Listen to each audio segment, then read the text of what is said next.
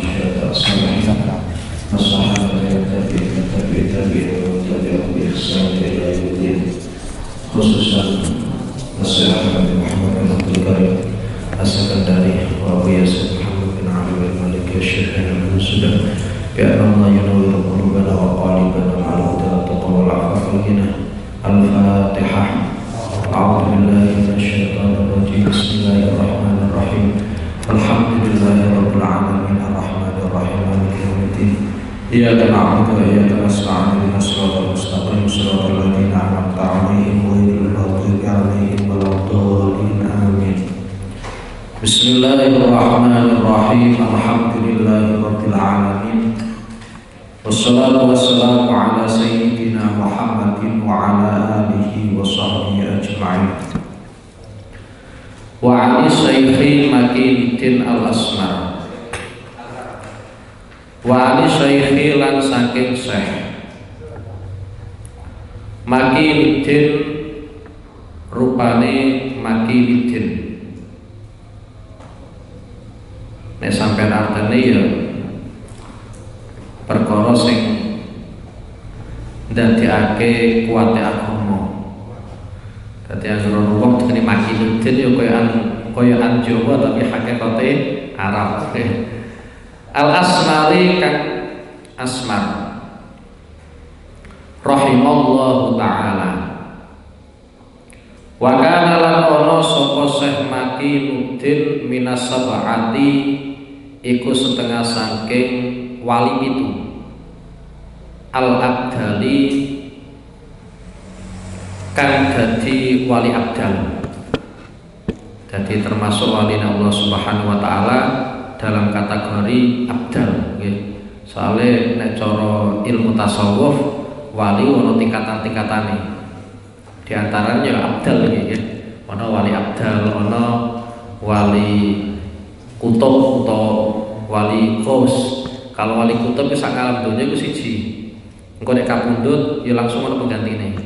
Jadi kita aman ya, karena selama masih ada wali Allah Subhanahu wa ta'ala, iku peluang kita disiksa itu sangat minim. Iku baru kayak ono wali ya. Mulai cepet dan jadi wali sampean. Wali murid kok. Kala ketika sapa saya Makinuddin, iki beliau cerita awake dhewe. Nggih, dadi wong nyeritakno apike awake dhewe gak apa-apa, sing penting ora riak, nggih. Sementing ora pamer, sementing ora sombong, mboten napa-napa. Nggih, banyak cerita ulama-ulama sing ning kono nyeritakno kaapiane dhewe, tapi sama sekali ora ono unsur pamer, ora ono unsur sombong. Di antaranya iki nggih. Kala ketika sapa saya Makinuddin ngendikane kuntu fibtidai amri. Kuntu ana sapa ingsun fibtidai amri ing dalem kawitane perkarane ingsun. Akhiru iku jahit sapa ingsun. Dadi biyene dadi penjahit wa ataqawwatu lan ngalap makanan pokok utawa saiki ya tek gawe pekerjaan jadi sumber ekonomi ini. Wa taqawwatu lan gawe makanan pokok sapa ingsun mindalika saking mengkono-mengkono jahit.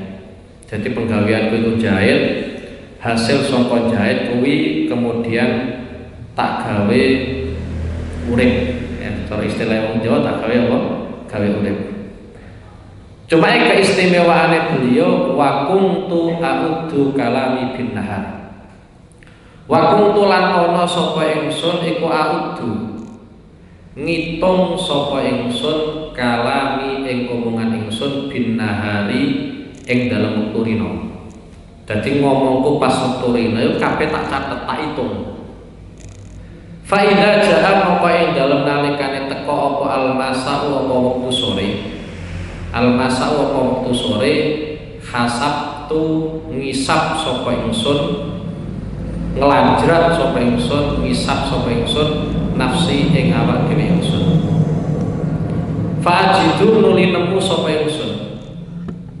Fa'ajidu nuli nemu sapa ingsun kalami ing omongan ingsun tak temu qalilan ing omongan sing sithik. setelah saya hitung, setelah saya kalkulasi ternyata omonganku sithik. Nggih, dadi wali-wali Allah ora kakean ngomong. Ono wali kakean ngomong, alamat ku waline wis copot ya. Nggih, dadi beliau-beliau itu biasanya omongane sithik. Fama wajadtu, fama mongko utai perkara wajadtu kang nemu sapa ingsun fi ing dalem min khairin saking kaapian ya hamidtu mongko muji sapa ingsun Allah ing Allah wa sakartu lan matur suwun utawa syukur sapa ingsun hu ing Allah alaihi ing atase khair. Nek ucapanku setelah saya kalkulasi tak hitung-hitung ternyata kok aku nemu sing apik ya aku muji ning gone pangeran, syukur ning gone pangeran. Kok ewae kesempatan iso ngucapno apa kaapian. La wa utai perkara wajadtu kang nemu sapa ingsun. Wa malan utai perkara wajadtu kang nemu sapa ingsun fihi ing dalem min ghairi dalika saking saliyane mengkono-mengkono apik ya tubetu mongko tobat sapa ingsun tubetu mongko tobat sapa ingsun ilallahi marang Allah wastaghfartu lan jaluk ngapura sapa ingsun ing Allah. Dadi rutinane kaya ngono. Dadi aja sampean bayangno kemudian istighfar terus mboten. Dadi mulai esuk cara gampangan ditangi turu iku omongane dicatet kabeh. Nggih, ngomongnya ping 10, sing 4 ternyata elek, sing 6 apik. Ya sekali-kali dicoba. Engko nek ketoke nemu apik, beliau iku syukur muji ning pangeran, nek pas elek beliau tobat. Itu tiap hari dilakukan. Sampai barokahe ila ansara badalan. Ila ansara tumeka yen to dadi sapa Semakinuddin badalan iku dadi wali abdal radhiyallahu anhu. Ya, dadi barokahe melakukan rutinitas yang seperti itu akhirnya Allah Subhanahu wa taala ngangkat piyambake dadi wali abdal. Wali abdal keren. Satu daerah kon ning kono ana wali abdal ora mungkin disiksa. Sayyidina Ali iku mantune Kanjeng Nabi, ngalim-ngalime sahabat Kanjeng Nabi. Lha iku nate, nggih, nate ada salah satu orang matur ning gone Sayyidina Ali karena pada saat itu negara Syam itu ternyata akeh eleke. Ketika Sayyidina Ali diminta oleh salah satu orang untuk melaknat penduduk Syam, nek cara gampangane kon masukna penduduk Syam, ternyata Sayyidina Ali aku boten kersa. Kenapa beliau kok boten kersa? Karena beliau nate pireng dawuh Kanjeng Nabi ning gone Syam iku mesti ana wali abdal. Nggih, ning gone Syam mesti ana wali abdal. Engko nek tak pasotno sing kenek malah aku dhewe. Wong waline pangeran kok tak pasotno. Padahal kita kenal nggih, di mana derajatnya sahabat itu sak dhuwure wali. Nggih, derajatnya sahabat itu sak dhuwure wali. Tapi sekelas Sayyidina Ali kon masukno penduduk Syam yang pada saat itu banyak kriminal yang dilakukan, ternyata Sayyidina Ali angkat tangan. Beliau hanya mengatakan aku mohon masukno. Soalnya aku krungu dawuhe Kanjeng Nabi ning gone Islam ku mesti ana wali abdal. Lah wali abdal iku ya cara gampangane malati. Ora kebareng saiki, apa ora wedi ya. Ana anak wani karo wong tuwa, ora wedi kualat belas ya. Sekelas Sayyidina Ali wedi kualat karo apa? Wali nggih. Iki salah satu kisah para wali nggih. Dadi pancen pangeran kuwi ngangkat wali ku modele macam-macam. Aja sampean padha kabeh nggih. Dadi ana sing model kaya ngene iki. Sampeyan nek pengen nglakoni nggih monggo. Nggih, dadi mulai tangi turu, sampeyan nek ngomong aja akeh-akeh, sampeyan catet mawon nggih. Kira-kira berapa kalimat iku nek apik ya sampeyan muji ning pangeran, syukur ning pangeran, nek elek ya ndang sampeyan apa? Istighfari dan sampeyan tobati. Engko suwe-suwe diangkat dadi wali oleh Allah Subhanahu wa taala nggih. Jadi orang mesti nyekel tasbih, kemudian udeng-udengan, boten. Nggih. Kemudian lagi diantaranya kan ngene nggih. Jadi sampean sregep wiridan, diantara sregep wiridan itu iso jalari dongane sampean gampang tik sembadani. Nggih. Sampean sregep pikiran, mbok pikiran apa wae. Saya tidak mensyaratkan kudu alhamdulillah, kudu istighfar boten nggih. Sampean pikiran apa wae iku gampang nyebabno dongane sampean cepet sembadani. Mulai ning zaman Imam Ahmad bin Hambal, nggih, Imam Ahmad bin Hambal Iku nate Imam Ahmad bin Hambal iku uripe ning Baghdad. Nggih, uripe ning Baghdad Irak. Tapi beliau iku krentek ning gone atine, iku pengin mara ning gone Basra. Nggih, pengin mara ning gone Basra, padahal jaraknya adoh. Pokoknya ada dorongan dalam hati beliau pengen berangkat ning gone Basra. Tujuannya apa? Ya ora ngerti. Pokoknya ati iki krentek kudu ono. Dorongan dalam hati kon mara Basra. Akhirnya beliau itu mara ning Basra, perjalanan saka Baghdad tekan Basra. Akhirnya nyampe Basra. Lah nyampe Basra ternyata dalu. Nggih, ternyata dalu. Dalu pas sekitaran waktu Isya, beliau ngisak ning masjid. Bareng ngisak ning masjid, beliau itu ya pegel jenenge perjalanan adoh, akhirnya beliau itu pengen sare ning masjid.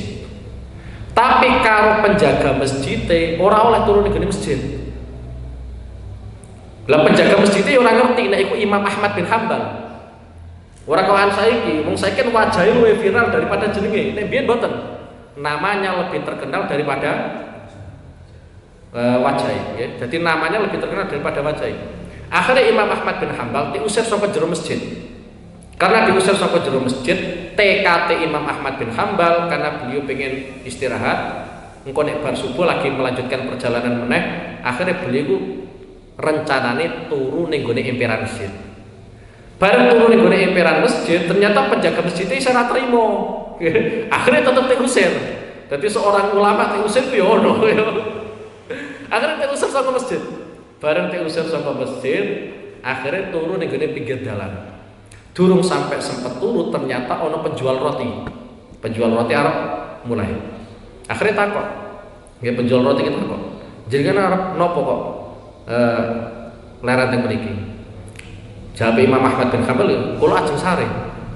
Nggih, ajeng sare mangken pun subuh kula melanjutkan perjalanan lagi. Akhirnya saking apike penjual roti iki ngomong ning gone Imam Ahmad bin Hambal, "Ayo turun ning gone omahku ae." Akhirnya dijak ning gone omahe penjual roti. Dadi kadang ulama itu tolong penjual roti bareng. Akhirnya marah ning gone omahe penjual roti. Kemudian penjual roti itu ketika sudah sampai ning gone omahe mempersilakan Imam Ahmad bin Hambal ning gone tempat sarene. Nggih. Dimangga napa sare. Lah di saat Imam Ahmad bin Hambal proses Arab sare, nggih, proses Arab sare, ternyata penjual roti ku gawe adonan roti. Di samping gawe adonan roti, ternyata bibirnya itu enggak pernah putus dari zikir. Subhanallah, alhamdulillah, wala ilaha illallah, terus mulai. Sampai Imam Ahmad bin Hambal piyambak itu penasaran. Okay. Beliau Imam Ahmad bin Hambal matur ning gone penjual roti, "Saya boleh tanya satu pertanyaan?" Akhirnya penjual roti ngomong, "Silakan." Apa jenengan iku gadai kebiasaan nek ngadon roti karo apa? Zikir. Akhirnya penjual roti iku matur ning gone Imam Ahmad bin Hambal, "Ini menjadi rutinitas saya. Angger gawe adonan roti yo karo zikir. Barokah aku zikir ke seluruh doa saya yang saya minta kepada Allah semuanya terkabulkan. Illa da'watan wahidatan, kecuali satu doa." Jadi seluruh dongane mesti sebadani kabeh kecuali satu doa. Imam Ahmad bin Hambal takut malih. Wa matil kadua, wa matil kadawa. Donga napa niku? Kemudian penjual roti menjawab, "Aku pengen ketemu Imam Ahmad bin Hambal." Padahal sing ngarep Imam Ahmad bin Hambal. Nggih. Dadi penjual roti kenal karo Imam Ahmad bin Hambal, tapi orang kenal secara fisik. Karena namanya Imam Ahmad bin Hambal lebih viral dibanding wajah Imam Ahmad. Nggih. Kemudian Imam Ahmad bin Hambal ngomong, "Subhanallah, aku iki Imam Ahmad bin Hambal." Ketika menceritakan seperti itu ya penjual roti banget senengnya sampai tangisan. Ternyata barokah zikir iku iso nyebabno donga gampang sembadani. Lah repote kita iki donga wis ra patek tenanan, ya ora khusyuk, njaluk ae aneh-aneh, pengen sembadani cepet, kira-kira pengen sugih cepet sugih. Repote ya zikir ora patek tenanan, angger bar salat plencing. Tapi nek njaluk pengen sembadani napa? Cepet nggih. Bismillahirrahmanirrahim.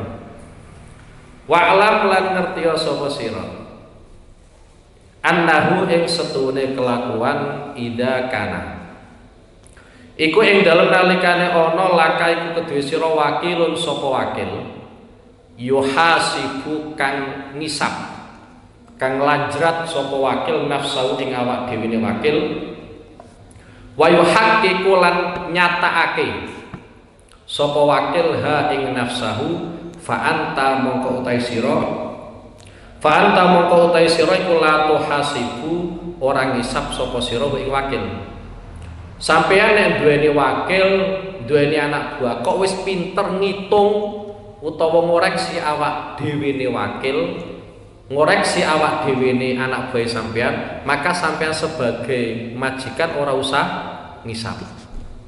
Lah ini adalah sebuah gambaran sampeyan itu sebagai seorang hamba yang dimiliki oleh Allah Subhanahu wa taala. Nek sampeyan dhewe wis pinter ngisab awake dhewe, maka Allah Subhanahu wa taala ora usah kangelan apa menghisab. Nggih. Iki maksudnya Ibnu Athaillah Sakandari kaya ngono. Nggih, dadi umpama sampeyan dadi bos, duweni anak buah. Ternyata anak buah sampeyan wis pinter, wis iso ngitung dhewe, wis iso ngoreksi awake dhewe, kesalahane kerja ning ndi. Maka sampeyan sebagai bos ora usah ngoreksi karena anak buah sampeyan wis pinter. Semono uga sampeyan dadi kawulane Allah, kok wis pinter ngisab awake dhewe. Ngibadahku sing kurang ndi, sing durung tak kondoki ndi, sing kira-kira kondoke ya ora sah sisa ndi, ya. Maka Allah Subhanahu wa taala ora usah apa? Ora usah ngisab. Padahal ning gone Quran disebutno lillahi ma fis samawati wa ma fil ard wa in tubdu ma fi anfusikum aw tukhfu yuhasibkum billah. Apapun yang sampean perlihatkan atau sampean kerentekno ning gone ati, itu semuanya pasti dihisab oleh Allah Subhanahu wa taala. Solusi satu-satunya adalah kita menghisab kita sendiri. Sadurunge sampean ketemu Allah Subhanahu wa taala. Karena pangeran itu Maha mengetahui. Di antaranya ada sebuah ayat yang mengatakan ya'lamu kha'inatal a'yun wa ma tukhfi sudur. Pangeran itu ngerti meripat-meripat sing khianat. Dan itu juga nanti pada akhirnya ada hisab. Zamane Kanjeng Nabi Muhammad sallallahu alaihi wasallam iku ana wong sing mripate celelekan. Nggih, ana wong mripate celelekan. Dadi gayane ku khusuk, tampilane ya khusuk. Kaya sampean ngaji gayane khusuk jebule turu ini lho. Model itu mesti ana ngono lho ya. Wis ora usah sindir-sindiran, ora usah lirik-lirikan. Fakta ngono ya. Ternyata wong lanang iki pancen gayane khusuk nggih. Gayane khusuk tenan. Lah ternyata anggere ana wong wedok, iku dene nglirik. Nggih, anggere ana wong wedok nglirik. Tapi tampilane khusuk. Mulane Kanjeng Nabi sampai entuk ayat saka Allah Subhanahu wa taala, ya'lamu kha'inatal a'yun. Pangeran iku yo ngerti mata-mata yang berkhianat. Iku gara-gara ana wong lanang, tampilane khusuk anteng jebule anggere ana wong wedok tik lirik, anggere ana wong wedok tik lirik. Lah sampean kelakuane kaya ngono berarti masuk dalam ayat ya'lamu kha'inatal a'yun. Hati-hati sampean ya. Dadi aja kok guayan tok aja. Iki ora nyindir, fakta gitu ya. Li muhasabati krana ngisape wakil. Li muhasabati krana ngisape wakil nafsahu ing awak dhewene wakil. Lawa ing kana lan lamun ana sapa wakil wakilan iku wakil ghaira muhaqqiqin ora nyatakake ya ora ngisab li nafsihi marang awak dhewe wakil fa anta mongko utahe sira iku tuhasibu ngisab sapa sira ing wakil wa tuhaqqiqu lan nyatakake sapa sira ing wakil wa tuballighu lan banget-bangetake sapa sira wa tuballighu lan banget-bangetake sapa sira fi muhasabatihi ing dalem menghisab wakil. Fa'ala hadza mongko ing atase ikilah keterangan yang bagi prayoga. Apa ayakuna arep ento ana apa amaluka apa amali sira kulluhu ya sekabehane amal kulluhu ya sekabehane amal lillahi ku krana Allah taala mahul Allah. Dadi prayogane sampeyan ngamal apik apa wae ku sampeyan niati murni lillahi taala utawa disebut dengan sebutan ikhlas. Nggih. Karena nek cara hadis pancen ngono. sampean ngamal sing separo ikhlas, sing separo pamer, iku sing terima sing separo. Dadi kok ora ilang total boten nggih. Nek cara hadis boten ilang total. Nisbate kaya ngene nggih, satu contoh. Sampean nglampahi salat maghrib, rakaat pertama iku iso ikhlas. Memang murni lillahi taala. Ternyata rakaat yang kedua, rakaat yang ketiga khusyuke wis ilang utawa sampean pamer. Itu yang hilang, yang pasti hilang, ya. Yang pasti hilang adalah pahala untuk rakaat yang kedua dan yang ketiga. Karena rakaat yang pertama itu ikhlas, maka ini tetap tercatat sebagai amal apik. Jadi orang kok hilang total itu buatan. Sing hilang total itu kalau memang ono wong nglakoni salat mulai awal sampai akhir pamer terus. Jadi mulai awal sampai akhir pancen niate wis elek. Tapi kalau dalam satu amaliyah, satu ibadah, ternyata perpaduan sing separuh ikhlas, sing separuh pamer. Sing ikhlas tetep dicatet amal apik. Menawa sampean ora iso ikhlas kabeh, nggih menawa maksudnya salat maghrib ternyata sing separuh ikhlas, sing separuh pamer. Sampean ora usah ngrasa rugi total karena yang ikhlas tetep diganjar pangeran. Iku nek cara aturan hadis. Bismillahirrahmanirrahim. Wala tarolan ora ningali sapa sira annaka ing setune sira taf'alu iku agawe sapa sira fi'lan ing penggawean. Fa innallaha krana setune Allah ta'ala maha luhur Allah la yuhasibu iku ora ngisab sinten Allah ka ing sira wala yuhaqqiqu lan ora nyatakake sapa Allah ka ing sira. Sampean ojo duweni keyakinan bahwa segala apapun yang sampean lakukan pangeran orang ngisab. Justru kita harus punya keyakinan bahwa Allah Subhanahu wa taala itu adalah zat sing cepet ngisape. Nggih, dadi sampean nglakoni amal apa wae iku pangeran ya dihisab. Mulane sampai wonten pengendikan ora ana wong kuwi dadi wong takwa kejaba dia mengoreksi satu diantaranya makanannya dari mana, minumnya dari mana, amaliannya apa saja. Jadi intinya ngoreksi awak dhewe ora kok ngoreksi tanggane. Kita itu luwih sering ngoreksi tanggane, wong iku lho koyo ngene, pintere dan seterusnya. Tapi ngoreksi awak dhewe kadang kelalen. Nggih. Mulane cara Kanjeng Nabi pancen bener. Nggih. Cara Kanjeng Nabi ku wong nek fokus ning gone perkara ora penting, sing penting malah ora kepenan.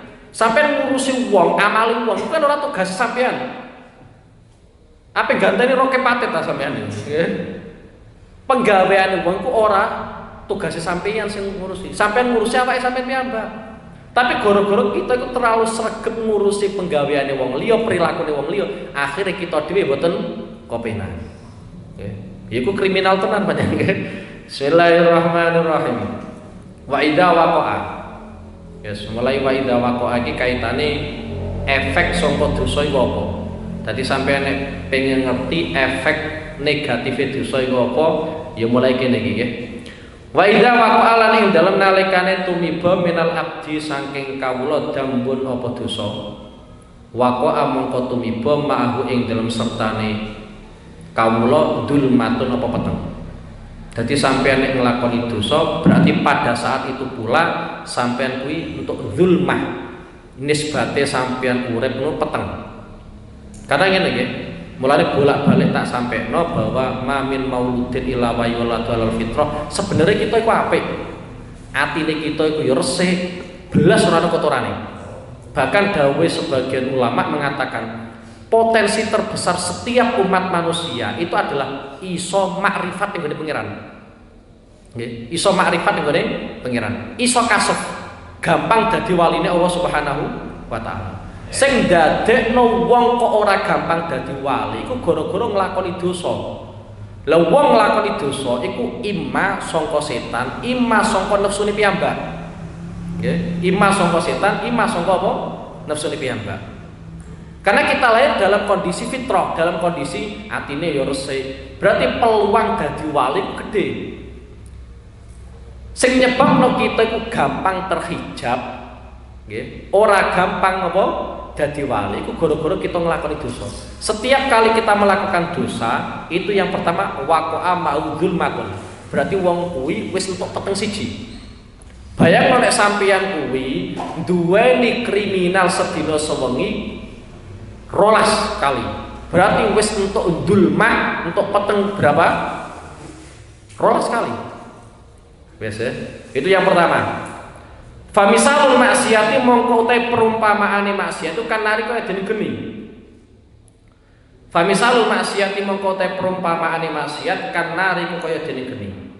Wa dzulmatu utai peteng iku dukhanuha keluke geni. Dukhanuha keluke geni. Kaman kaya dene wong auqada kang ngurupake sapa man fi baitin ing dalem omah sabina sanatan ing dalem 70 tahun. Bayangno sampean duwe umur 70 tahun ning gone omahe sampean urupi geni terus. Omahe sampean ora tau sampean resi. Sampean ngurupno ngekakno geni ning kono terus, keluke metu terus. Omahe sampean ora tau sampean resi selama 70 tahun. Ala tarahu yaswadu ala taro ana ta ora ningali sapa sira hu ing omah yaswadu iku dadi ireng kono apa omah. Lah gara-gara ora tau resiki berarti ya pada akhirnya dadi peteng. Lah gambarannya seperti itu. Omah iku ya itu adalah gambaran atine sampean. Ning kene Ibnu Athaillah As-Sakandari gambarno atine sampean koyo omah. Artinya sampean omah. Kemudian ada yang namanya maksiat. Maksiat itu adalah api. Sampean gambarno kaya dening api. Kemudian ana keluke. Ana keluke. Sing ngurupno maksiat itu sampean piyambak, bukan orang lain. Sing ngurupno maksiat itu sampean piyambak. Sing nglakoni maksiat ya sampean piyambak. Akhirnya omah itu dadi peteng. Karena seringkali kenek keluke apa? Geni. Nek irenge omah kuwi kok ora tau sampean resi, akhirnya yo selama 70 tahun akhirnya omah kuwi dadi apa? Peteng. Nggih. Iki efek pertama, nggih. Efek pertama. Kadzalika iku kaya mengkono-mengkono geni sampai akhir alqalbu utawi ati ku yaswadu iku dadi ireng apa ati bil maksiati kelawan maksiat. Mulane ngene nggih. Iki nek cara prinsipe para wali ya sampean latih lah, ya sampean latih. Karena iki pancen asli gampang. Asli gampang nek gelem latihan tapi nggih. Dari perkara itu dadi gampang kadang faktor ya latihan. Sing pertama, pada saat kita maksiat mestinya kita harus sadar siapa yang kita lawan pada saat itu. Oke. Jadi yang kita lawan pada saat itu adalah Allah Subhanahu wa taala. Pangeran ngelarang ini ternyata sampean lawan. Sangat tidak pantas ya. Misal satu contoh kayak gini, kita gambarkan. Sampean udah jadi anak buah, dua ini bos itu banget tapi ya. Dua ini bos itu banget tapi ya. Cara gampang ini sampean ngamal sithik, gajine gede-gedenan. Bareng ngono sampean tek perintah, sampean ojo ngene. Ternyata sampean melanggar aturan bos sampean dan pelanggaran itu sampean lakukan di hadapan bos sampean. Mulane cara kita iku nglakoni maksiat sek-sek banget pantese lho. Wis duweni bos banget apike rupane Allah Subhanahu wa taala. Banget murai nek ngowe ganjaran, sampean tek larang ojo maksiat ngene. Ternyata sampean lakoni. Lah sampean pas nglakoni maksiat, pangeran iku ngerti. Untung wae mboten tek siksa langsung. Nggih. Wis iku pertama nggih. Jadi sampean kudu nyawang pada saat mau melakukan maksiat, yang saya lawan pada saat saya melakukan maksiat adalah Allah Subhanahu wa taala. Yang kedua, efek dari maksiat, kalau di sini sampun jelas ya, di mana nek kita maksiat berarti atine kita saya peteng. Berarti nek sampean kakek maksiat, atine sampean saya peteng. Di antara yang dijelaskan oleh para wali itu adalah dengan kita semakin maksiat, lazzatul ibadah, kenikmatan ibadah, lezatnya ibadah itu semakin hilang. Jadi sampai semakin sregep maksiat, itu berarti secara tidak langsung sebenarnya sampai itu menghilangkan kenikmatan, kelezatan apa? Ibadah. Mulane pesenku pesen karo sampean meskipun sampean luwih tuwa daripada aku, tak peseni tenanan. Pokoknya selama yang sampean lakukan itu ibadah, sampean nikmati mawon dengan wujud apapun. Karena itu yang diharapkan oleh para wali-wali Allah Subhanahu wa taala. Sing penting iso nglakoni ibadah, iso ngrasakno ledate ibadah.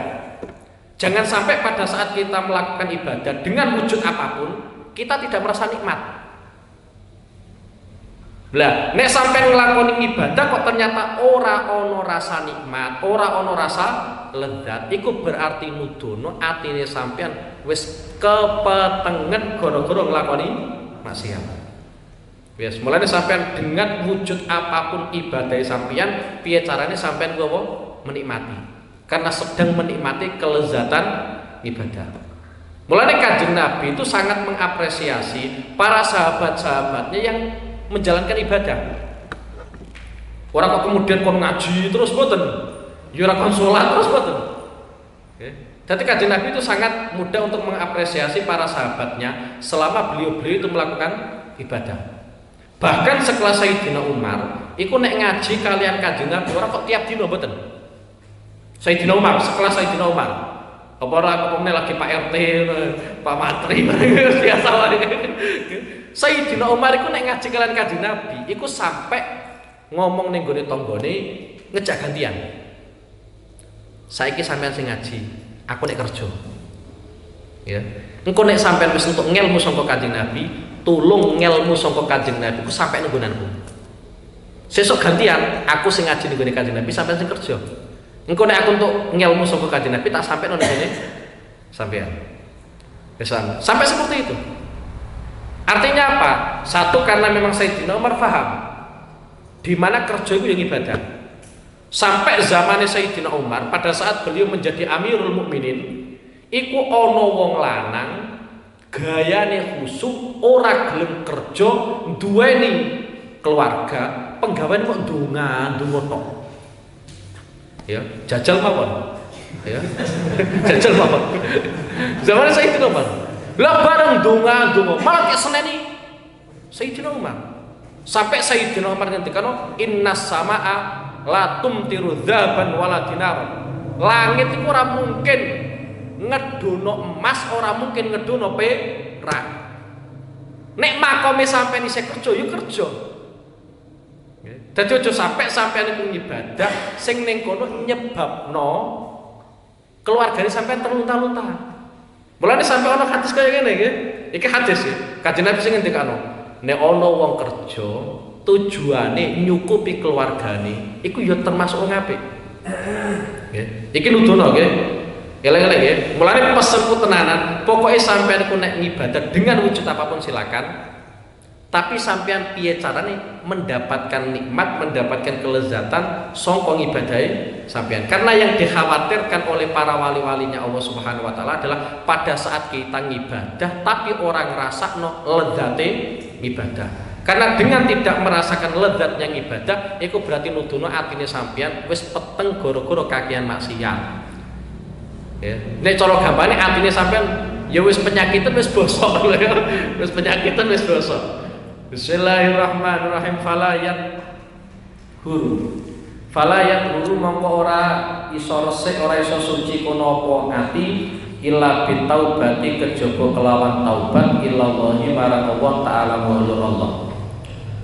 Fasara mongko dadi apa adullu apa kehinaan. Wa zulmatulan peteng. Wal hijabulan kaaling-aling saka Allah. Muqarinan iku barengi lil maksiati marang maksiat. Faidatut tamu ka ing dalem nalikane tobat sapa sira ilallahi marang Allah taala mahlur Allah zalat mongko ilang apa atharud dunubi pira-pira bekase dosa. Zalat mongko ilang apa atharud dunubi apa pira-pira bekase dosa. Mulane sampean kon tobat nek bareng nglakoni maksiat, soalé iku minangka sebagai alat gawe bersihno atine sampeyan saka dosa nggih. Wala yadkhulu lan ora melbu alaika ing atase sira al ihmalu apa nganggur. Illa bi ihmalika kejaba kelawan ngenggurnone sira an mutaba'atin nabiyyi saking anut Kanjeng Nabi sallallahu alaihi wasallam. Maksudnya ngene lho. Wala yadkhulu alaikal ihmal. Segala apapun yang sampeyan lakukan iku gak mungkin tek vonis dadi perkara sing nganggur. Ora mungkin tek vonis sebagai sesuatu yang tidak ada manfaatnya sama sekali, kecuali penyebabnya gara-gara sampeyan itu ngenggurno anut Kanjeng Nabi Muhammad sallallahu alaihi wasallam. Intine sampeyan iku nek ngamal selama itu mengikuti jejake Kanjeng Nabi iku ora ono istilah nganggur. Meskipun sebagai sesuatu yang remeh. Mulane tek dawuhna kalian Al-Imam Abdul Qasim Al-Junaid, beliau ngendikano at-turuq kulluha masdudah ila manik tafal athara Rasulillah sallallahu alaihi wasallam. Seluruh pintu untuk mendekatkan diri kepada Allah semuanya itu tertutup kecuali bagi orang yang menapak tilas jejak Kanjeng Nabi. Jadi kita itu punya tanggung jawab anut Kanjeng Nabi. Bukan hanya kita Kanjeng Nabi itu uswah, tauladan, ngomong-ngomong ngono tok tapi kon niru ra gelem. Satu contoh diantaranya ayat Al-Quran mengatakan qul in kuntum tuhibbunallah fattabi'uni yuhibbukumullah wa yaghfir lakum dunubakum. Dadi nek sampean iku pengin nggih tek senengi pangeran, sampean kudu anut ning gone Kanjeng Nabi. Sampean nek wis gelem anut ning gone Kanjeng Nabi, janjine pangeran karena ini adalah ayat Al-Quran yuhibbukumullah.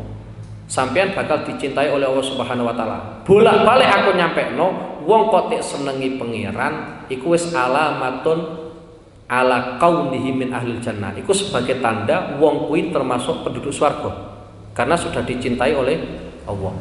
Banget gak pantese ana wong sing statusé dadi kekasih Allah tek senengi pangeran kok panggonane ning gone neraka. Iku banget gak pantese. Jadi hadiah pertama kanggo sampeyan, balasan pertama kanggo sampeyan nek gelem anut ning gone Kanjeng Nabi ku yuhibbukumullah. Sing mencintai ku Allah Subhanahu wa taala. Jadi sing sampeyan senengi ku Kanjeng Nabi, sing sampeyan ikuti itu adalah Kanjeng Nabi, tapi gara-gara sampeyan anut ning gone Kanjeng Nabi, malah sampeyan tidak senengi pangeran. Iku janji pertama. Janji yang kedua adalah wa yaghfir lakum dunubakum. Dosa-dosane sampeyan kabeh iku tek sepuro pangeran.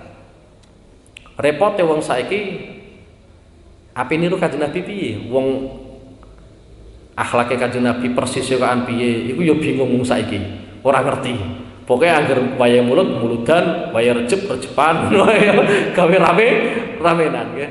Kita itu punya tanggung jawab, punya kewajiban anut ning gone Kanjeng Nabi. Dan mulai dulu ya seperti itu, mulai dulu zamane para sahabat, iku piye carane iso niru Kanjeng Nabi. Jadi para sahabat itu standarnya bukan kok ini wajib atau sunnah, mboten. Standarnya para sahabat Kanjeng Nabi nglakoni ta ora. Mulane bolak-balik tak critakno, nggih bolak-balik tak critakno. Sahabat iku ya ana sing nyekseni Kanjeng Nabi salat subuh kunut. Ketika beliau menyaksikan Kanjeng Nabi itu salat subuh kunut, sahabat iki nek nglakoni salat subuh ya kunut terus. Meskipun beliau itu hafal hadis Kanjeng Nabi subuh ora kunut. Tapi karena yang disaksikan oleh beliau Kanjeng Nabi sholat subuh kunut, beliau ya kunut. Tapi juga ada sebaliknya, ono sahabat Kanjeng Nabi nyekseni Kanjeng Nabi sholat subuh gak kunut. Ya akhirnya beliau agar sholat subuh, ya ora tahu kunut. Ya biasa wae ngopi ya ngopi, sing siji kok kunut, sing siji ora. Nah, ketemu wong saiki gen rame, gen viral ya. Asline cara zaman biyen ya biasa wae. Jadi pengen niru nih Kanjeng Nabi sampai seperti itu. Di antaranya lagi peristiwa Sayyidina Umar bin Khattab. Sayyidina Umar bin Khattab niku nate ngelampai haji. Pada saat beliau haji bersama dengan rombongan pada saat itu, beliau tawaf. Di antara kesunahan tawaf itu kan ngambung Hajar Aswad. Di antara kesunahannya adalah ngambung Hajar Aswad. Sayyidina Umar ku pengen jogo tauhide rakyatnya. Sebelum beliau ku ngambung Hajar Aswad, beliau ngendikakno laula raaitu Rasulullah qabal laka ma qabaltuka. Ya. Jadi innaka la tadurru wa la tanfa falaula anni raaitu Rasulullah qabalaka ma qabaltuka. Awakmu iki watu. Hajar Aswad te omongi ngono. Awakmu iki watu. Ya ora manfaati, ya ora mandoroti. Umpama aku ora ngerti Kanjeng Nabi ngambung awakmu, aku ora bakal ngambung awakmu. Dadi Sayyidina Umar ku ngambung Hajar Aswad iku gara-gara nyekseni Kanjeng Nabi ngambung Hajar Aswad. Dadi memang perilakunya Sayyidina Umar itu dasarnya yo hadis Kanjeng Nabi. Sampai seperti itu. Ini sekelas para sahabat sing jaminane mlebu swarga iku pengen tenanan niru Kanjeng Nabi Muhammad sallallahu alaihi wasallam. Di antaranya lagi wonten ulama namanya Imam Ahmad bin Hambal. Imam Ahmad bin Hambal niku nate adus ning gone padusan wedang. Ya, jadi banyak anget ya. Yes. Ternyata beliau itu pas adus boten kersa nyopot penutup bagian bawah. Nek cara wong Jawa ya saronge. Utawa nisbate wong celana ya berarti celana. Beliau boten kersa. Ketika ada salah satu orang tanya ning gone Imam Ahmad bin Hambal, wong biasane wong-wong iku dicopot jenengan kok boten apa? Nyopot. Ternyata Imam Ahmad bin Hambal hanya pengen mengamalkan satu hadis Kanjeng Nabi ne adus kuwi sing bagian ngisor ora tahu apa dicopot. Ngono tok. Malamnya Imam Ahmad bin Hambal kuwi ngipi ketemu wong, entah itu siapa. Karena memang redaksi kata-katanya itu disamarkan. Ketemu dengan seseorang yang memberikan kabar bahagia nih Imam Ahmad bin Hambal. Absyir, kamu harus bahagia karena kamu akan menjadi seorang tokoh ulama besar. Iku barokah ngamalno satu hadis Kanjeng Nabi, yiku Kanjeng Nabi adus ora tahu apa nyopot bagian bawah. Nek sampean mbok copat ae. Okay. Memang itu penting ya, penting anut Kanjeng Nabi, pentingnya apa? Niru Kanjeng Nabi ya seperti itu. Okay. Dan alhamdulillah kita itu sebenarnya masih bisa, karena kita diberi kesempatan banyak hadis Kanjeng Nabi. Dan sahabat-sahabat Kanjeng Nabi itu bangga sekali kalau bisa melakukan apapun yang pernah dilakukan oleh Rasulullah. Di antaranya yang pernah Sayyidina Utsman bin Affan. Sayyidina Utsman bin Affan itu tahu ngomong ning gone sebagian murid-muridnya, ayo melu aku. Tak ajari wudu. Aku iku iso wudu koyok wudune Kanjeng Nabi persis. Sayyidina Utsman itu bisa melakukan wudu koyok wudune Kanjeng Nabi persis. Dan itu menjadi kebanggaan Sayyidina Utsman pada saat beliau mau mengajarkan kepada murid-muridnya. Lah mulane sampeyan iku nek iso nglakoni hadis Kanjeng Nabi, iso niru Kanjeng Nabi meskipun iku ya sithik-sithik, kudu seneng tenanan. Nggih, kudu seneng tenan. Mulai di antara yang sering saya ceritakan ono ulama boten kersa daran semangka ya gara-gara kuwi. Iki biasanya Pak RT sing hafal ya. Gawe dalil ora gelem daran semangka padahal ono semangka ya mlebu wae. Wonten ulama boten kersa daran semangka. Alasannya bukan gara-gara mengharamkan, ojo salah paham. Boten mengharamkan. Beliau hanya mengatakan saya tidak pernah menemukan hadis Kanjeng Nabi di mana Kanjeng Nabi dahar semongko. Ngono tok. Dadi beliau mboten kersa dahar semongko. Nah, sepenting nek kita kan sepenting ingin nampungan banget ya. Wes dadi tugas kita adalah anut Kanjeng Nabi Muhammad sallallahu alaihi wasallam. Dan kita itu diberi peluang besar ya. Diberi peluang besar oleh Rasulullah sallallahu alaihi wasallam anut Kanjeng Nabi dengan model yang telah diajarkan Kanjeng Nabi. Nggih. Mulane sunah Kanjeng Nabi ku ya ono sing abot, kaya salat tengah dalu sampai sikile abuh. Nek iki ketok sampean ora mungkin nglakoni, abot, mosok sampai abuh barang. Ya. Wong ora abuh wae wis ora kuat to. Omongane abuh tambah gak kuat. Tapi kadang Kanjeng Nabi niku nggadahi sunah-sunah sing sederhana yang mestinya kita bisa lakukan. Di antaranya nggih. Iki nggih wau sore ya tak critakno di antaranya adalah Kanjeng Nabi niku sangat bisa menghormati putrinya yaiku rupane Sayyidah Fatimah Az-Zahra. Di antara yang pernah dilakukan oleh Kanjeng Nabi adalah ketika Sayyidah Fatimah Zahra iku moro sowan ning gone Kanjeng Nabi. Iku Kanjeng Nabi mapak dalam keadaan berdiri. Seorang ayah wis banget sepuhe, putrine teko iku pengen ngurmati Sayyidah Fatimah Zahra, iku beliau ngadeg. Ketika Sayyidah Fatimah Zahra sudah mendekat ning gone Kanjeng Nabi, langsung dikecup keninge. Iku minangka penghormatan Kanjeng Nabi ning gone putrine rupane Sayyidah Fatimah Zahra. Iso ta ora sampean nglakoni ngene? Aja sungkan, ya aja sungkan. Iku tugas kiai. Ora, iki tugas kita kabeh. Ora kok tugasnya apa? Kiai, kabeh beban kiai. Enak kowe. Engko nek sampean mati disiksa jerit-jerit, Pak Yai tolong syafaati aku. Repot. Begitu pula sebaliknya. Kanjeng Nabi niku sebagai orang tua ya kadang tilek anak. Nggih, kadang tilek anak. Mara ning gone daleme Sayyidah Fatimah Zahra. Iku nggih sami. Sayyidah Fatimah langsung ngadeg ngurmati Kanjeng Nabi, mata Kanjeng Nabi. Jadi bapak yang ngurmati putri yang ngurmati bapak. Dan ini mestinya kita bisa. Cuma kadang kita duwe sifat gengsi apa? Wong tuwa nek mapak anak. Lah yo. Lah nek anak nggo duit mesti nek mapak. Iku seneng duwite ta seneng napa? Anake. Di antarane meneh.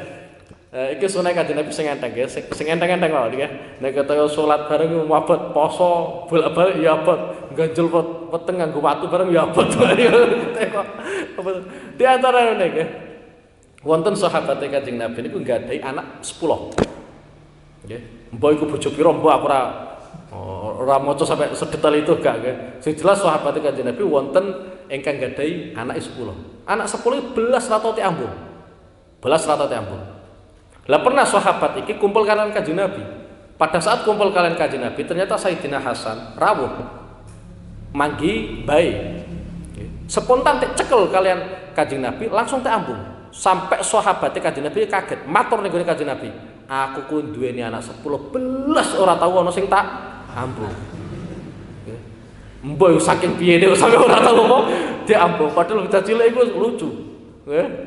Akhirnya Kanjeng Nabi ngendikakno kata-kata yang sangat familiar, yaitu man lam yarham lam yurham.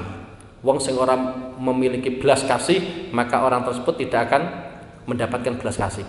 Iku gara-gara kasusé ana wong lanang duweni anak 10 belas ra apa diambung. Lah sampai nek pengen niru sunah Kanjeng Nabi karo bocah cilik-cilik ku sing sayang ngono lho. Aja karo bocah tuwa sampe nombang ambung aja iki hadise bocah cilik. Jadi kesempatan ngelakoni sunah Kanjeng Nabi kan besar yang delok ngene iki nggih. Lah iki barokah ngerti penggaweane Kanjeng Nabi seperti itu. Ngono lho ya. Lah di antarane meneh. Sampai nek pengen niru, Asline sampai iso pembantu yo ora duwe wae kada. Kira-kira sampai nglakoni dhewe. Di antaranya ning gone berjanji niku wonten wa kana sallallahu alaihi wasallam syadidul haya'i wat tawaddu'i wa yakhshifu na'lahu wa yarqa'u thawbahu. Nggih, yakhshifu na'lahu wa yarqa'u thawbahu. Kanjeng Nabi niku kadang jahit sandal piyambak. Bayang niku sekelas Nabi, wong paling utama sak alam donya, umpama ngongkon sahabat siji banget gagenan. Tapi jahit sandal nggih jahit piyambak. Wayar kau thawbahu, bajune nek bolong tek tembel piyambak. Orang ngongkon garwane mboten. Nek sampean iki lebuk jahit. Iku kita. Kanjeng Nabi mboten. Justru nuduhno Kanjeng Nabi itu benar-benar sebagai panutan adalah ketika bajune suwek tek jahit piyambak. Dan itu ternyata menjadi kenangan para ulama, ternyata betapa sunai Kanjeng Nabi itu hal-hal yang simpel. Sebagian ada hal-hal yang simpel. Di antaranya yaksifuna lahu wa yarqa'u thawbahu. Jahit baju piyambak. Nggih. Yaksifuna lahu wa yarqa'u thawbahu. Nggih. Kemudian di antaranya lagi sifatnya Kanjeng Nabi kuwi mlaku karo sapa iku ora gengsi. Nggih. Mlaku karo sapa wae ora gengsi. Bahkan di dalam berjanji disebutkan wayamsi ma'al armalati wa dzawil ubudiyah. Kadang Kanjeng Nabi ku mlaku karo rondo-rondo. Ora kok gandeng rondo mboten. Aja salah paham nggih. Iki minangka tawadhuke Kanjeng Nabi. Di antaranya meneh Kanjeng Nabi kadang melaku bareng budak-budak itu. Nggih, budak-budak wong-wong sing ora merdeka-merdeka kadang melaku jejeran karo Kanjeng Nabi. Dan memang sebuah keanehan. Wong sing tekjak jejeran kalian Kanjeng Nabi iku belas orang duweni rasa minder. Malah seneng. Nggih, malah seneng. Sekelas budak kok jejeran karo Kanjeng Nabi ya seneng. Dan sama sekali ya ora canggung, ora minder mboten. Itu diantara wibawane Kanjeng Nabi Muhammad sallallahu alaihi wasallam. Lah sampean ngelek terus kon jejeran wong guwan minder dhisik. Nek zamane Kanjeng Nabi mboten ana wong budak biasa jejeran karo Kanjeng Nabi nggih mboten minder. Nggih. Dadi banyak sekali lah kesunahan-kesunahane Kanjeng Nabi nggih. Di antaranya itu nggih mergawe piyambak dan seterusnya banyak nggih. Tergantung sampean pengin niru ta ora. Dadi sampean aja bayangno sunahe Kanjeng Nabi salat poso, sedekah mboten. Bahkan Sayyidah Aisyah piyambak nate ditangkleti sebagian sahabat karena sahabatku pengen ngerti Kanjeng Nabi kuwi nek ning omah kok ana apa. Dadi wonten sahabat ape takon Kanjeng Nabi menawa sungkan, akhirnya takon nggone Sayyidah Aisyah. Kanjeng Nabi nek teng griya niku aktivitasé napa? Dijawab kalian Sayyidah Aisyah, kana fi khidmati ahli. Kanjeng Nabi nek nggone dalem iku nglayani keluarga. Mboten dilayani, melayani keluarga. Mulane Kanjeng Nabi guyon karo Sayyidina Hasan, Sayyidina Husain ya biasa wae. Ya biasa. Dadi guyon ya tau. Iku Kanjeng Nabi. Wonten malih sahabate Kanjeng Nabi tangklet kalian Sayyidah Aisyah. Akhlake Kanjeng Nabi piye? Nggih, akhlake Kanjeng Nabi piye? Ternyata di antara akhlaknya Kanjeng Nabi, Sayyidah Aisyah jawab, kana khuluqul Quran. Akhlaknya Kanjeng Nabi itu Quran. Jadi agar sampean paham Quran, berarti paham akhlaknya Kanjeng Nabi. Lah repote zaman akhir kuwi akeh wong sing ora paham Quran. Kayak gebut-gebutan, penting kata akeh ya. Tapi ora apa-apa lah, ora apa-apa daripada ora maca blas nggih. Ngono tik foto, kirim. Ngono ya ora kopi aja. Wong kerja wae topinan maca Quran. Wes iki mbok ngenteki apa kok. An mutaba'atin Nabi saking anut Kanjeng Nabi sallallahu alaihi wasallam. Wala tahsulu lan ora hasil. Wala tahsulu lan ora hasil laka kedue sira arifatu apa luhur. Apa rifatu apa luhur indallahi ing dalem sandinge Allah illa bimutabaatin nabiyyi kejaba kelawan anut Kanjeng Nabi sallallahu alaihi wasallam. Sampeyan bener-bener diangkat derajate kalian Allah Subhanahu wa taala iku nek pancen anut Kanjeng Nabi nggih. Tapi pancen mesti nas kalian Kanjeng Nabi nggih. Dadi wong zaman akhir anut Kanjeng Nabi iku pancen longkong nggih. Mulane sampai wonten hadis yang di situ sangat mengapresiasi wong sing nglakoni sunai Kanjeng Nabi. Sampai wonten hadis man ahya sunnati ingda fasadi ummati falahu ajru mi'ati sayyidin au kama qala Rasulullah. Sampeyan ngurip-ngurip sunai Kanjeng Nabi, nggih, ngurip-ngurip sunai Kanjeng Nabi. Ketika sunah-sunahnya Kanjeng Nabi itu sudah mati, atau umat ini sudah rusak, maka sampean mendapatkan pahala koyok pahalane 100 wong mati syahid. Wong mati syahid siji ganjarane koyok ngono, iki sampai 100. Iku kenapa? Karena saking abote niru Kanjeng Nabi, anut Kanjeng Nabi. Di antara meneh wonten hadis ingkang jelasake badal islamu ghariban wa sayaudu ghariban fatubalil ghuraba. Islam itu hadir dulu itu langka, aneh, sehingga pengikutnya sedikit. Pertama kali Kanjeng Nabi dakwah itu pengikutnya sangat sedikit, karena Islam adalah sesuatu yang gharib, sesuatu yang aneh. Kemudian Islam menjadi terkenal di mana-mana, tidak gharib, tidak aneh. Tapi Kanjeng Nabi ngendikan wasayaudu ghariban kama bada.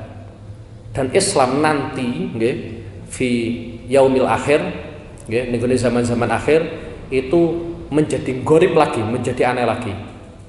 Oleh karena itu Kanjeng Nabi sangat mengapresiasi fatu balil ghuraba, banget bejone wong-wong sing aneh. Sampai ngaji ini kan aneh. Sak cangan paling berapa persen ya?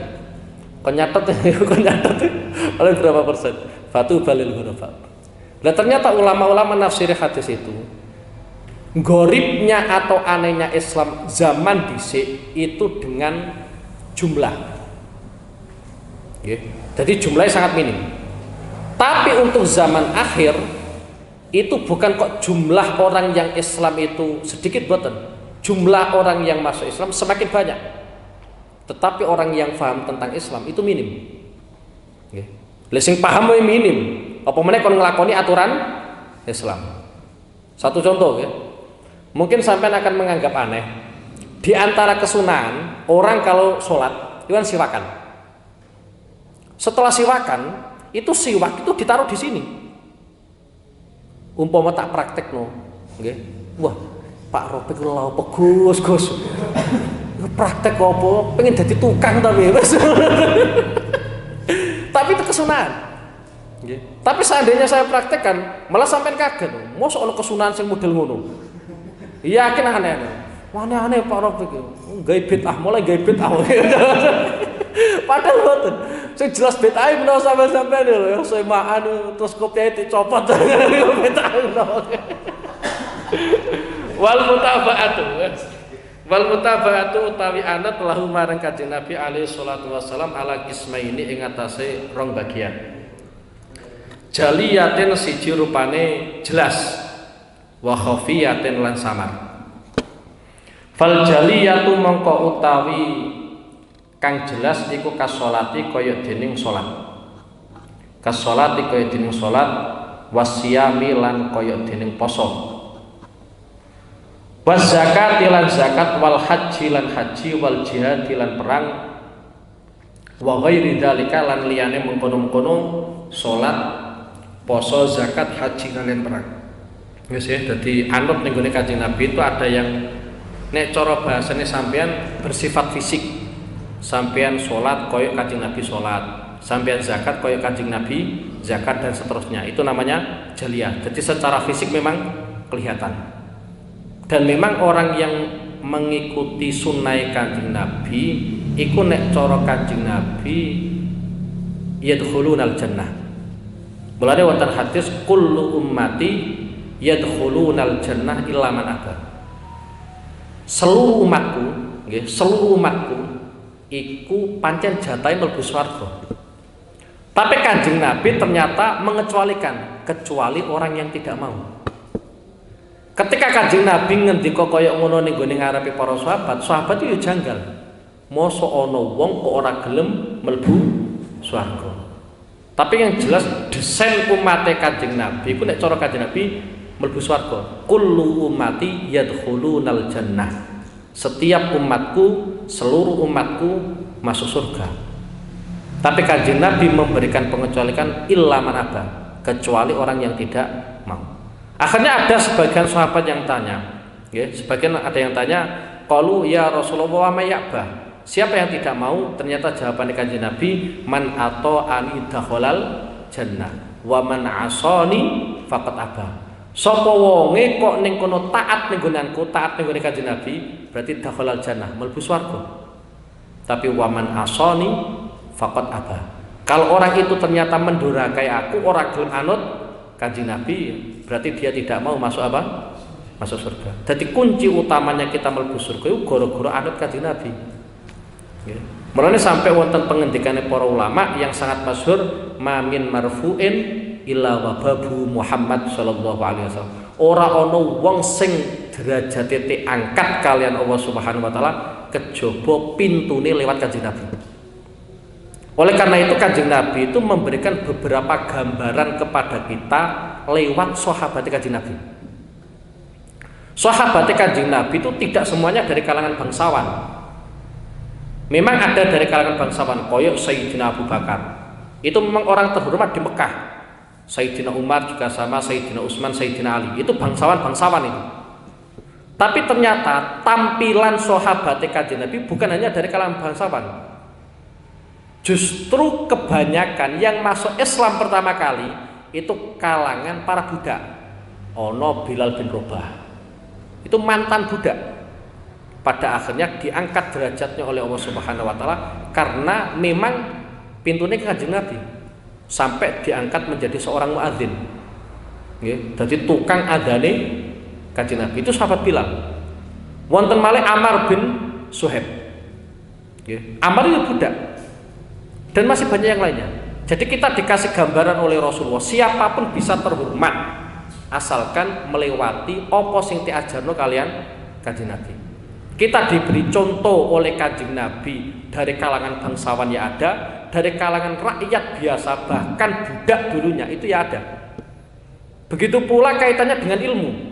Oke, kaitannya dengan ilmu. Dalam catatan sejarahnya para ulama, orang atau sahabat yang paling banyak meriwayatkan hadis dari Rasulullah itu ternyata Abu Hurairah. Ya, klasemen pertama itu Abu Hurairah. Padahal Abu Hurairah satu kebiasaannya angon wedhus. Kebiasaannya angon wedhus, terus dolanan karo kucing. Senengane ngono terus. Umur 33 beliau masuk Islam. Ketika beliau sudah masuk Islam, ternyata beliau itu mulazamah nggone Kanjeng Nabi, ngaji tenanan nggone Kanjeng Nabi sampai manggon emperane masjid atau disebut dengan Ashabus Sufah. Nggih, Ashabus Sufah, yaitu sahabat-sahabat Kanjeng Nabi sing manggon emperan masjid. Bahkan Abu Hurairah pada saat ngaji nggone Kanjeng Nabi, mangan wae kangelan. Dadi Ashabus Sufah kuwi entuk mangan, iku nek pancen tekjak sahabat mangan utawa tek wae Kanjeng Nabi mangan. Nek ora tek wae yo wis kelaparan yo biasa. Nggih. Itu ana Abu Hurairah. Dadi wis fakir, miskin dan seterusnya nggih. Tapi ternyata menjadi orang yang paling banyak meriwayatkan hadis Kanjeng Nabi. Klasemen pertama. Klasemen pertama tanpa mencatat, nggih, tanpa mencatat. Sampean tulis kadang gak apa loh ya. Iku sahabat Kanjeng Nabi. Di antarane meneh wonten sing sangka kalangan bangsawan yaiku putrane Sayyidina Umar bin Khattab rupane Abdullah bin Umar bin Khattab. Nah iki jelas nggih dari kalangan bangsawan ya bisa dikatakan kaya raya. Karena memang beliau iku peternakan ya pinter, bisnis ning gone pasar ya pinter. Dadi sugih. Tapi lomane pol-polan. Nggih, iku Abdullah bin Umar. Sing nomor 3 diantaranya adalah Sayyidina Abdullah bin Abbas. Nek Abdullah bin Abbas jelas ya karena itu adalah misanane Kanjeng Nabi dari kalangan bangsawan ya memang terkenal cerdas. Wonten melih Sayyidah Aisyah. Nggih. Sayyidah Aisyah kuwi ngalim-ngalime wong wedok zamane Kanjeng Nabi. Nggih. Dari Sayyidah Aisyah ini menunjukkan bahwa kemudian Islam anti pendidikan bagi seorang wanita mboten. Dadi wong wedok berpendidikan monggo mawon. Enggak ada larangan ya. Bahkan wonten komunitas wong wedok iku sampai matur ning gone Kanjeng Nabi. Kanjeng Nabi jenengan iku sampun gadahi wekdal kagem sahabat-sahabat sing lanang.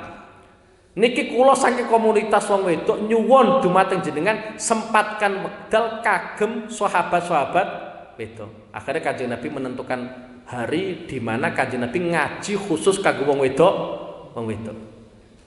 Dadi memang dididik Kanjeng Nabi tenanan. Mulane tampil ana Sayyidah Aisyah dan seterusnya.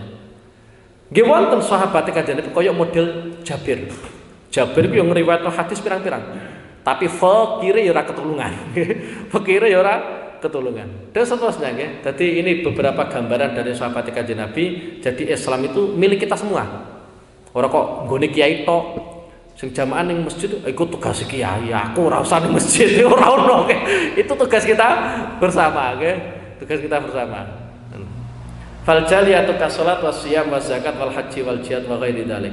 Wal khafiyatu an ta'taqida al jam'a fi salatika wa alam. Maulaya